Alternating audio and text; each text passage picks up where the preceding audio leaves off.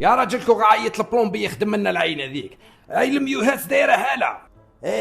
ايه سبحان الله، اني دخلت للكوزينه نعوم مزيان، وحده بطله اولمبيه سابقه في عومه البطه. تالي راني غرقت، بعد راني نعيط. واش يما غير خير؟ لا سلامات ماهيش حاجه، خلعتيني يما جيت نجري.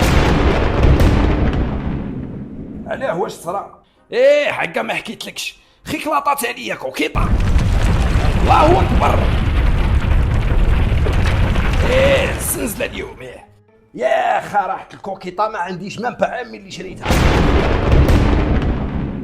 يا ودي انا كنت 3 نسيق، شي كيفاش هكذا نسمع في الكوزينه حس موش نورمال. رحت طليت هكذا ونلقى هذيك الكوكيطه هذيك تصوتي، وبعدها ولات تصفر، وبعدها ولات تعيط، وبعدها بدات تتبور. هزيتها خرجت بها للحوش، ندور انا جيت نطيشها وياك لاطات عليا. ايه الواحد يقول الحق، شويه نيه طمطمها 200,000، ما عنديش الصرف. ايه على كل حال انا كلاطاو عليا كوكيطات كثيره، سيرتو في ايامات الثوره كنت نطيب للمجاهدين، والكوكيطه اللي كانت راح تكلاطي نطيشها على فرنسا. احكي له يا راجل الكوكيطه هذيك اللي طيبتها المجاهدين في 845، احكي له. ايه ودي نهضر معاك، طيبت واحد الكوكيطه تشوفها قد ما تجي، والله راك تشوف في السيترنا هذيك. بالعقل ما تخافش يا وليدي، ما تخافش، الباطيمات هذو في مضادين للسلاسل العاميه.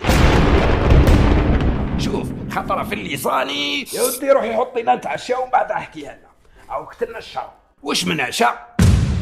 العشاء كان في الكوكيطه، والكوكيطه كلاطات، يسمى ما كانش العشاء. سهله دوك نروح نجيب لكم بيتزا كبير. ايوه ايه صحيح طمطم، صحيح الطمطم. حكم لي تشوف الخيط هذا نخدموا البريزان خي، ما فيهش تريسيتي، الكونتور هابط يا يبينه يا راجل. يا ها ايه سبحان الله، هات لي المصحف نحلف لك لا اله الا الله محمد رسول الله. اي صح هنا. ما قلبي يما، انا كرهت بالدار يعني، لك نروح ما نزيدش نجي.